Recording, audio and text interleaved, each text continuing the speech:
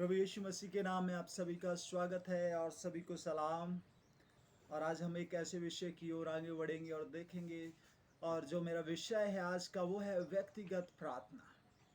व्यक्तिगत प्रार्थना मनुष्य के लिए बहुत ज़रूरी है।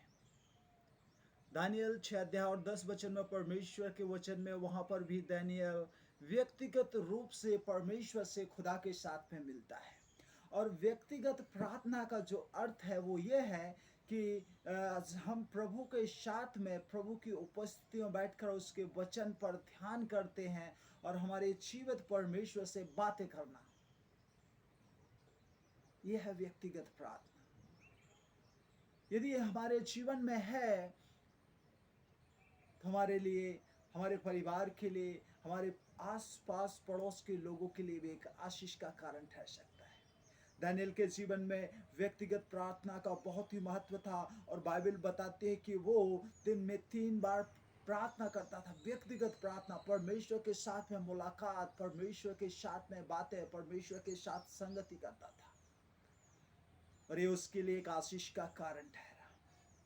उसे सिंह की मांद में डाला गया, लेकिन खुदा ने उसे उस सिंह की मांद से भी, सिंह की गुफा से भी उसे बचाया। हालेलुया। सच में व्यक्तिगत प्रार्थना हमारे और आपके जीवन के लिए बहुत महत्वपूर्ण है। और इस दुनिया में लोगों को देखे तो व्यक्तिगत प्रार्थना का वो महत्व नहीं समझते। उस व्यक्तिगत प्रार्थना जो उनके जीवन में होनी चाहिए, उस व्यक्तिगत प्रार्थना को वे कभी लेते नहीं हैं, अपने कामों में बिजी रह जाते हैं। लेकिन मेरे प्रिय भाई और बहनों, मैं आपको बताना चाहता हूँ कि आप अपने जीवन में व्यक्तिगत प्रार्थना को महत्व दीजिए।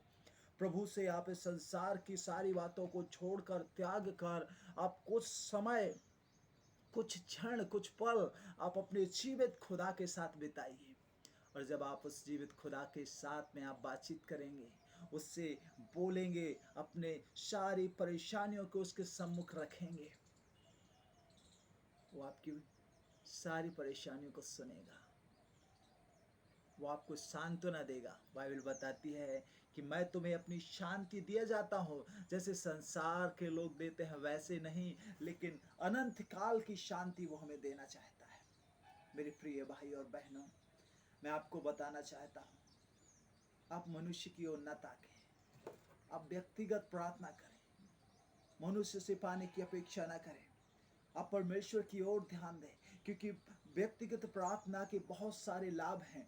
यदि आप चाहते हैं कि आपके जीवन में लाभ हो, आपको व्यक्तिगत प्रार्थना करनी होगी। और मैं कुछ ऐसी बातें, कुछ बात मैं आपके सम्मुख रखना चाहता हूँ, जो कि मेरा जो आज का सब्जेक्ट है वो है व्यक्तिगत प्रार्थना और उसके लाभ।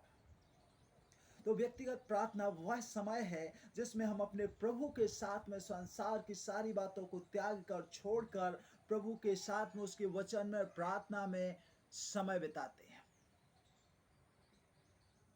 अब यदि हम ऐसा करते हैं तो हमारे अंदर एक प्रश्न उठता है, हमें इससे क्या लाभ होगा, हमें इससे, क्योंकि मनुष्य एक ऐसी पीढ़ी है जो सदा लाभ के विषय में देखती है। सदा कुछ भी करने से पहले वो अपने विषय में सोचेगा कि इससे मुझे क्या लाभ होगा। यदि लाभ है तो आगे बढ़ेगा, नहीं तो छोड़कर पीछे मुड़ जाएगा। मैं आपको जल्द से मेरे प्रिय भाई और बहनों बताना चाहता हूँ, व्यक्तिगत प्रार्थना करने के भी बहुत से लाभ हैं, जो शायद आपको सांसारिक तौर से ना दिखें। संसार के लोग हमें देखकर लेकिन कहने पाएंगे कि सच में इसके अंदर वो लाभ प्राप्त हुए हैं, लेकिन कुछ लोगों को नजर नहीं आएंगे, क्योंकि व्यक्तिगत प्रार्थना के प्रभाव से हमें सांसारिक चीजें, अर्थात जो हमारी आवश्यकता है वो भी मिलती हैं, और हम इससे महत्वपूर्ण चीज जो है वो है आत्मिक आत्मिक चीजें मिलती हैं। तो मैं आपको बताना चाहता हूँ, सर्वप्रथम जो पहली बात है वो है व्यक्तिगत प्रार्थना के लाभ में। पहली बात है जो हमें, वो यह है कि हम यदि व्यक्तिगत प्रार्थना करते हैं तो हम आत्मिक रीति से प्रभु में और प्रभु के वचन में बढ़ेंगे। हालेलुया। यदि आपके अंदर और हमारे अंदर व्यक्तिगत प्रार्थना है तो हम आत्मिक रूप से प्रभु में अर्थात हम आत्मिक उन्नति को पा सकते हैं। आत्मिक उन्नति, यदि आप चाहते हैं कि आत्मिक उन्नति में आप बढ़े, आप व्यक्तिगत प्रार्थना कीजिए। जिस प्रकार से राजा दाऊद कहता है भजन संहिता 1 अध्याय 1 से 3 वचन में, क्या ही धन्य है वह पुरुष जो दुष्टों की युक्ति पर नहीं चलता और न पापियों के मार्ग में खड़ा होता और न ठट्ठा करने वालों की मंडली में बैठता है, परंतु वह तो यहोवा की व्यवस्था से प्रसन्न रहता और उसकी व्यवस्था पर दिन रात ध्यान दिए रहता है। वह उस वृक्ष के समान है, उस पेड़ के समान है जो बहती हुई नालियों के किनारे लगाया जाता है और अपनी ऋतु में सही समय पर फलता है और जिसके पत्ते कभी मुरझाते नहीं। इसलिए जो कुछ वह पुरुष करता है वह सफल होता है। व्यक्तिगत प्रार्थना का बहुत ही महत्व है और जो यहाँ पर लिखा है कि धन्य हो जाता है वह आत्मिक तौर से, परंतु वह तो यहोवा की व्यवस्था से, इस वचनों से प्रसन्न रहता है। आत्मिक उन्नति से प्रभु आपको बढ़ाना चाहता है। यदि आज आप उस परमेश्वर के साथ में व्यक्तिगत प्रार्थना करते हैं, और बहुत से ऐसे बाइबल वचन है आत्मिक उन्नति के विषय में, यदि आप पढ़ सकते हैं पहला पत्रस 2:2 में, तो वहाँ पर भी परमेश्वर का वचन स्पष्ट रूप से हमें और आपको बताता है। पहला पत्रस 2:2, आइए हम इस वचन को भी परमेश्वर के वचन पवित्र शास्त्र में से पढ़ेंगे। पहला पत्रस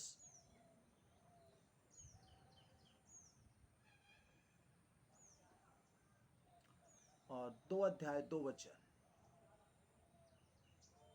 और यहाँ पर बड़े ही स्पष्ट रीति से परमेश्वर का वचन हमें बताता है, सिखाता है कि हम किस रीति से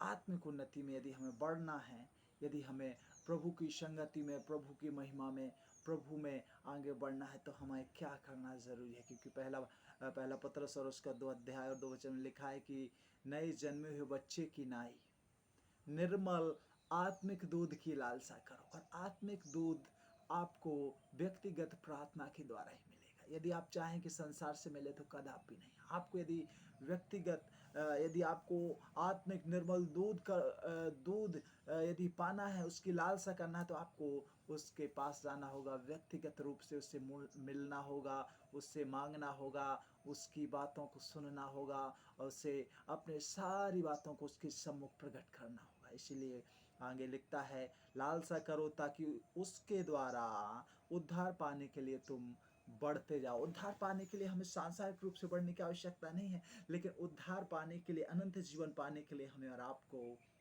आत्मिक उन्नति में बढ़ने की आवश्यकता है। सो प्रभु आप सबको ब्लेस करे और आप ज़रूर व्यक्तिगत प्रार्थना में समय बिताइए। व्यक्तिगत प्रार्थना के द्वारा प्रभु आपके पास आता है, मिलने को, आपसे मुलाकात करना चाहता है, आपकी प्रार्थनाओं को सुनना चाहता है। इसलिए प्रकाशित वाक्य 3:20 में कहता है कि देख मैं द्वार पर खड़ा हूँ और खटखटा रहा हूँ, जो कोई मेरे शब्द को सुनता है, द्वार खोलता है, मैं उसके साथ आता हूँ, उसके साथ बैठता हूँ, खाना खाता हूँ और वो मेरे साथ। प्रभु आपको ब्लेस करे। So God bless you all of you.